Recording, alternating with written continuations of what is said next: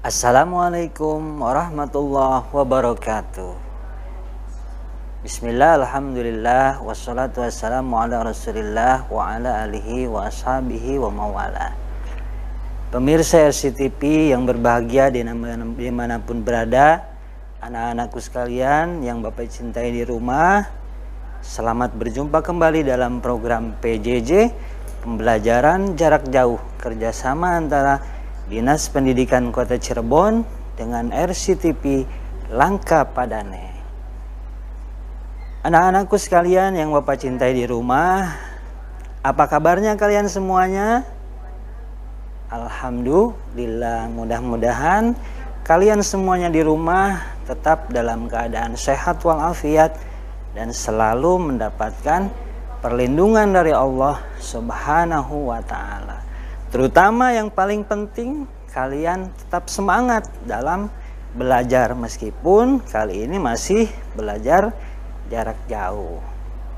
Anak-anakku sekalian yang Bapak cintai, kali ini kalian akan belajar dengan Bapak, yaitu pelajaran pendidikan agama Islam untuk kelas 3. Nah, perkenalkan dulu, Bapak adalah Pak Asep Saipullah yang berdinas di SD Negeri Pesantren Kecamatan Harjamukti, Kota Cirebon. Baik,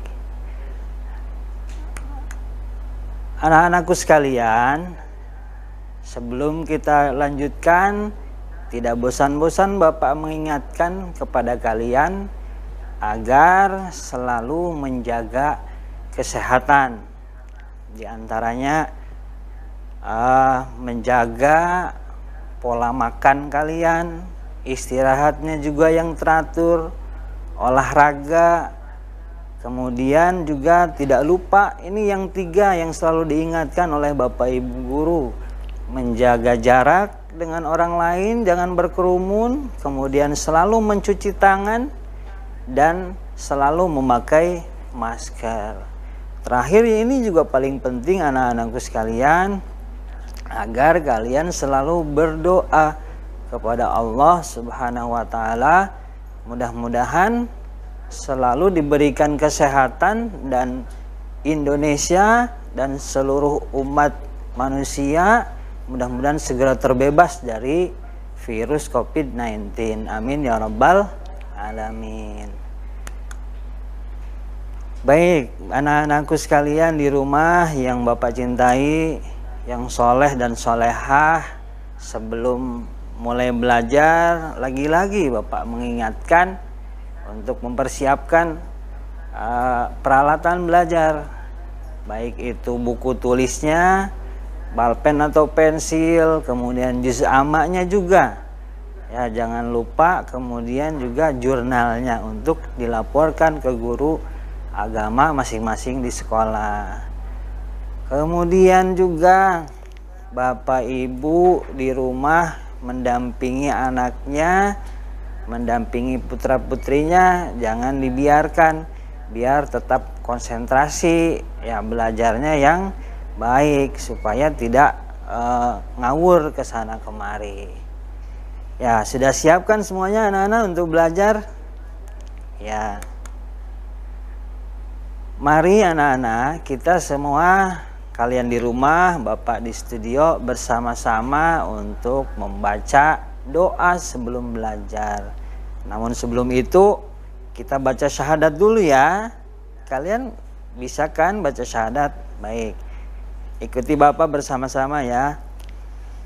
A'udzu billahi minasy syaithanir rajim. Bismillahirrahmanirrahim. Asyhadu an la ilaha illallah wa asyhadu anna Muhammadar Rasulullah. Raditu billahi rabba wa bil islami dina wa bi Muhammadin nabiyyan wa rasula Rabbi zidni ilma warzuqni fahma. Amin ya Allah ya Rabbal alamin. Mudah-mudahan anak-anak dengan kita berdoa Allah memberikan kemudahan kita di dalam belajar, dan tentunya mudah-mudahan mendapatkan ilmu yang bermanfaat. Selanjutnya sebelum belajar kita akan membaca surat-surat pendek bersama-sama. Tentunya kalian sudah tahu, boleh dilihat di televisi. Kita akan membaca surat Al-Kautsar bersama-sama ya. A'udzu billahi minasy syaithanir rajim. Bismillahirrahmanirrahim. Inna a'tainakal kautsar fashalli lirabbika wanhar. Inna syani'aka huwal abtar. Oke, ulangi sekali lagi. Bismillahirrahmanirrahim. Inna a'tainakal kautsar fashalli lirabbika wanhar. Inna syani'aka huwal abtar. Shadaqallahul azim. Ya, Bapak yakin kalian sudah hafal karena kalian adalah anak-anak yang rajin.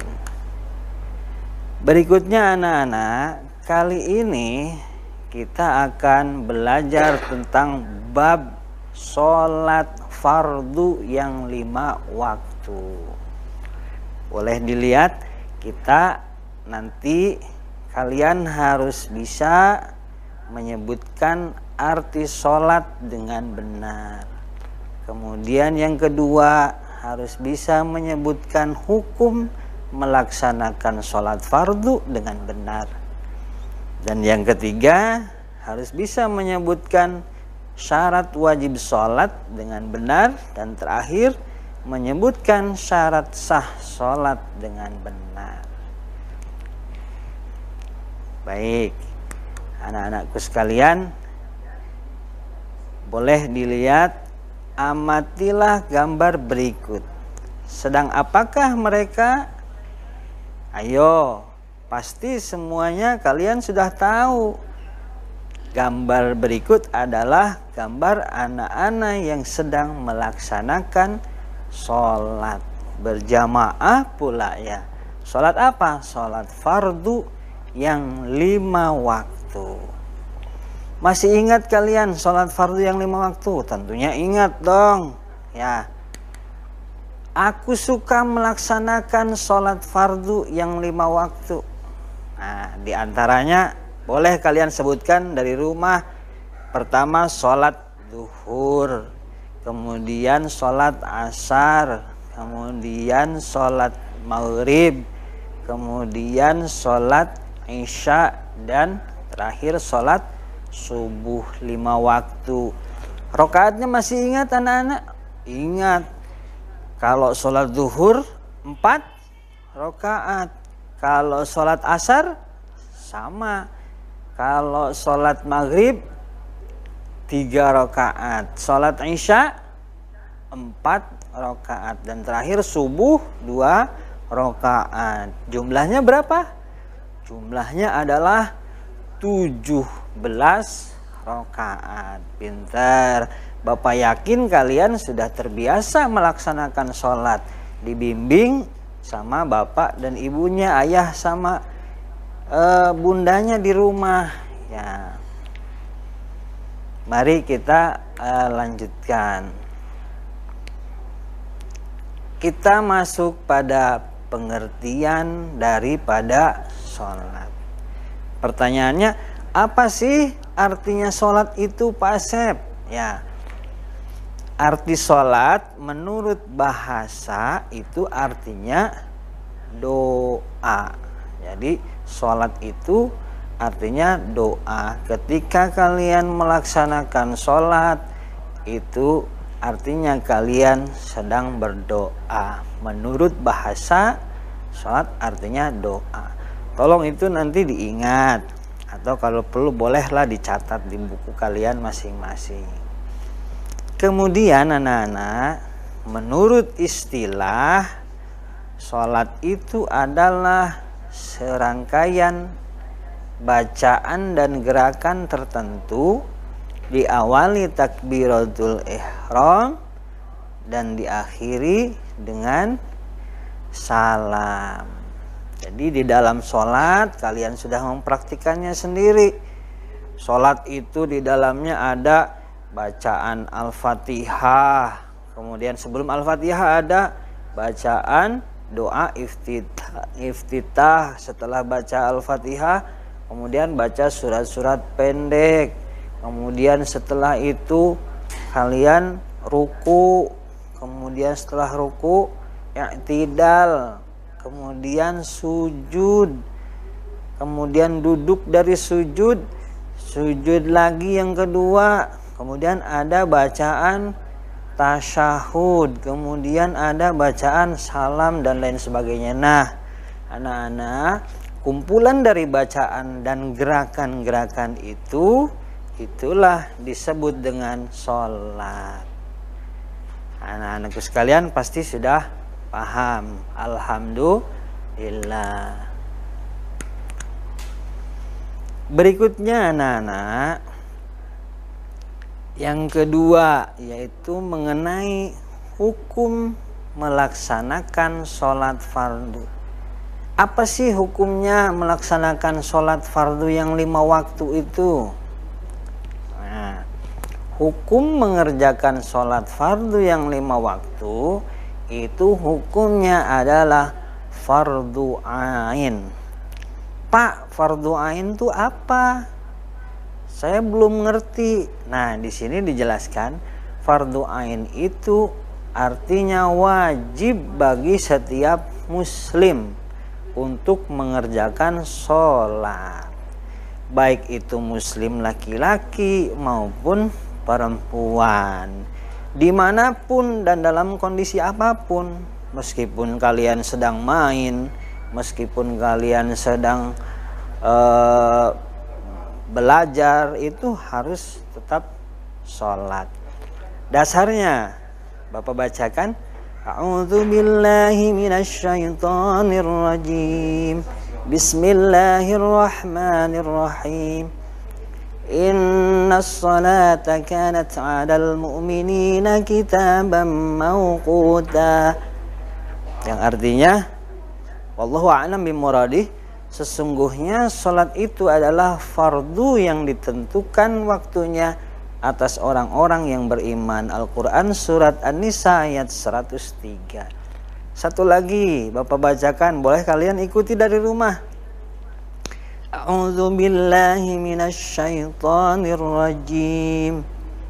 Bismillahirrahmanirrahim.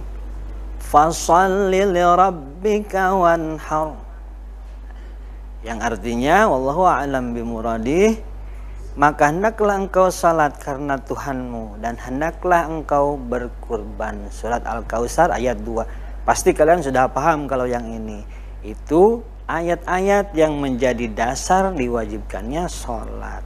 Sehingga catatannya anak-anak, jika kalian tidak melaksanakan sholat fardu yang 5 waktu, maka kalian berdosa. Mau nggak berdosa? Kalau berdosa itu dimarahin sama Allah, Allah murka, Allah nggak senang. Makanya harus sholat. Bagaimana Pak kalau sholat? Kalau sholat itu Allah senang, Allah suka anak-anak orang-orang yang suka sholat. Ketika kalian melaksanakan sholat, Allah senang. Makanya bersolatlah, rajin-rajinlah sholat supaya Allah senang kepada kalian. Sebelum jeda, kita bernyanyi dulu ya anak-anak. Ya, ikuti Bapak. Judul nyanyinya Sholat Kewajibanku. Baik.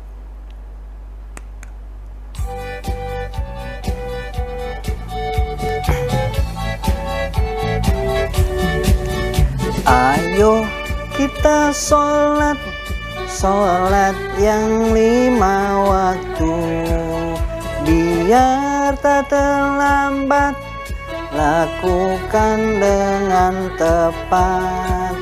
Siapa yang sholat, itulah bukti taat. Siapa tak sholat, rugilah di akhirat.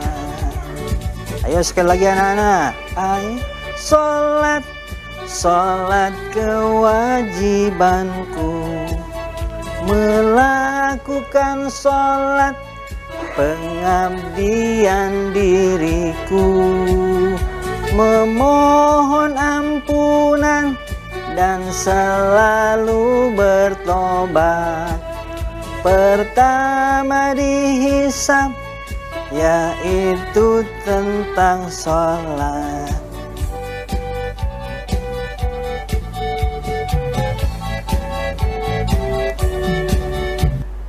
Ya anak-anakku sekalian, kita jeda dulu sebentar. Jangan kemana-mana dulu, tetap di RCTP Langka Padane.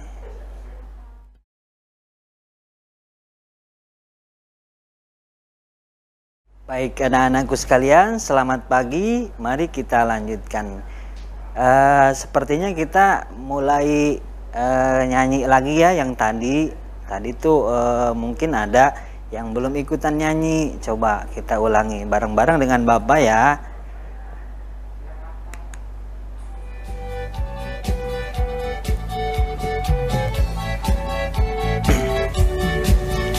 Ayo kita sholat, sholat yang 5 waktu, biar tak terlambat, lakukan tepat waktu.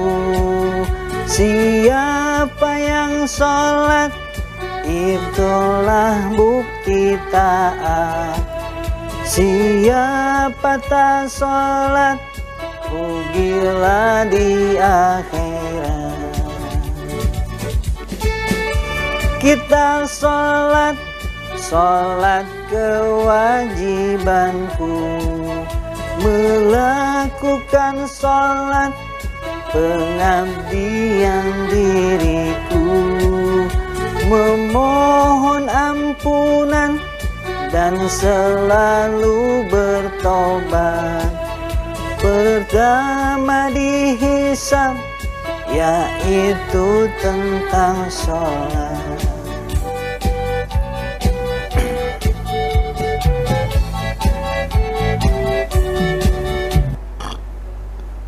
Ya anak-anakku sekalian, tadi di dalam lagu orang-orang yang tidak melaksanakan sholat itu akan mendapatkan kerugian dan dapat murka Allah. Ya, makanya kita harus rajin melaksanakan sholat. Mari kita lanjutkan anak-anak. Selanjutnya yang ketiga yaitu syarat wajib sholat. Syarat wajib sholat itu sama dengan orang yang telah diwajibkan melaksanakan sholat. Pertanyaannya anak-anak, siapa sih yang diwajibkan melaksanakan sholat? Nah, ayo siapa? Nah, disinilah ada syarat wajib sholat. Di antaranya anak-anak, syaratnya wajib sholat itu ada 3. Ya, diingat-ingat, syarat wajib sholat itu ada 3. Yang pertama, muslim atau muslimah. Artinya orang Islam, baik itu laki-laki ataupun perempuan. Yang kedua juga berarti bahwa orang non-muslim atau orang selain Islam itu tidak dikenai kewajiban sholat. Kalian semuanya di rumah sebagai anak-anak muslim dan muslimah, wajib sholat ya. Kemudian yang kedua, anak-anakku sekalian, baligh atau dewasa. Syarat yang kedua, baligh atau dewasa. Apa sih baligh itu? Nah, kalau untuk laki-laki, baligh itu ditandai dengan pernah bermimpi basah di usia 9 tahun atau lebih. Yang kedua, usianya 15 tahun meskipun belum pernah mimpi basah. Di antara kalian laki-laki kelas 3 mungkin sebagian sudah termasuk dewasa, sebagian sudah misalnya pernah mimpi basah. Karena di antara kalian pasti ada yang lebih dari usianya 9 tahun ya. Makanya mungkin di antara kalian sudah dikenai wajib melaksanakan sholat. Kemudian yang perempuan. Nah, bagi perempuan baligh itu ditandai dengan mengalami haid atau menstruasi ketika berusia 9 tahun atau lebih dari 9 tahun. Misalnya usia 10 tahun, 11, 12 kemudian mengalami haid, itu berarti kalian perempuan sudah termasuk baligh atau sudah termasuk dewasa. Kalau misalnya Pak sampai umur 15 tahun tapi tidak mengalami haid, maka itu sudah otomatis termasuk dewasa, termasuk ya usia 15 tahun meskipun belum haid dan belum pernah mimpi basah itu tetap termasuk dewasa. Itu anak-anakku sekalian. Nah, Pak Asep, bagaimana saya kan kelas 3. Nah, dan saya belum pernah mimpi basah dan saya belum pernah haid. Bagaimana Pak? Berarti saya tidak wajib dong melaksanakan sholat. Ya, secara hukum mungkin belum wajib, tetapi diingat kalian wajib untuk belajar membiasakan sholat. Jadi wajibnya itu belajar dari sekarang. Kalau tidak belajar dari sekarang, nanti ketika dewasa malas untuk mengerjakan sholat. Nah, ini penting. Kalian sama ayah bundanya di rumah, sama ibu bapak di rumah, belajar sholat bersama berjamaah atau misalnya ke masjid, ke musola, majlis taklim, sholat bersama-sama. Itu penting, belajar membiasakan diri. Karena kalau menurut Bapak, kalau sudah terbiasa itu akan ringan, apalagi banyak sama teman-teman, sama saudara, sama tetangga, berjamaah. Kalau nggak terbiasa itu akan berat rasanya, malas. Misalnya lagi main, kemudian ada adzan duhur, ini harus sholat. Itu kalau belum terbiasa pasti berat. Makanya membiasakan diri itu juga wajib, atau belajar untuk membiasakan diri itu harus ya. Baik, anak-anakku sekalian, yang ketiga, berakal sehat. Syarat yang ketiga, syarat wajib sholat itu harus orangnya harus sehat, sehat rohani atau tidak gila. Artinya anak-anak, orang yang gila atau orang yang tidak waras itu tidak wajib sholat, ya tidak wajib. Jadi kalau ada orang yang sehat, tidak gila tapi tidak sholat, ya itu berarti dosa atau mungkin kurang waras. Nah, kalian sebaiknya ya belajar untuk membiasakan diri itu, karena kita semuanya, kalian di rumah termasuk anak-anak yang sehat, anak-anak yang soleh dan soleha. Ya, diingat lagi ada 3. 1 apa tadi? Ayo, Yang pertama yaitu muslim muslimah. Kemudian yang kedua baligh atau dewasa, dan terakhir berakal sehat. Orang yang punya kriteria 3 ini itu wajib melaksanakan sholat. Syarat wajib sholat. Baik. Selanjutnya syarat sah sholat. Apa sih syarat sah sholat? Syarat sah sholat itu jika tidak terpenuhi syarat-syarat ini, maka sholatnya tidak sah. Bapak ulang, jika tidak terpenuhi syarat-syarat ini, maka sholatnya tidak sah. Diingat itu. Apa saja sih syarat sah sholat? Nah, diantaranya ada 5. Ya, 1, harus suci dari hadas. Orang yang hendak melaksanakan sholat harus suci dari hadas. Jika belum suci dari hadas, sholatnya tidak sah. Ya, mungkin kalian sudah terbiasa di masjid, di musola, kalau mau melaksanakan sholat itu biasanya apa? Biasanya berwudu. Mengambil dulu wudu. Nah, itu dalam rangka menghilangkan hadas kecil. Kemudian juga suci dari hadas besar dengan cara mandi.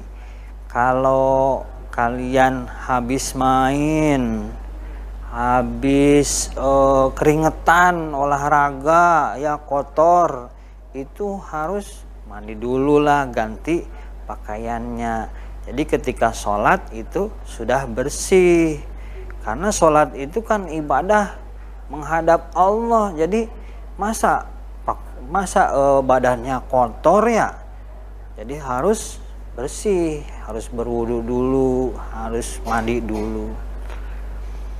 Kemudian yang kedua, suci dari najis, baik itu badannya, pakaian, dan tempat sholat. Nah, diantaranya membersihkan badan itu dengan cara mandi atau berganti pakaian. Seperti tadi yang Bapak sampaikan, anak-anak. Jadi badan kita, kemudian pakaian yang kita pakai, kemudian tempat sholatnya juga, sajadahnya atau tikarnya itu harus suci, harus bersih dan suci dari najis. Najis itu apa, anak-anak? Najis itu kotoran.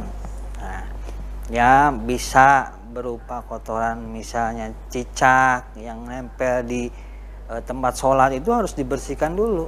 Atau misalnya kotoran hewan, misalnya ayam, kambing, dan segala macamnya itu harus bersih.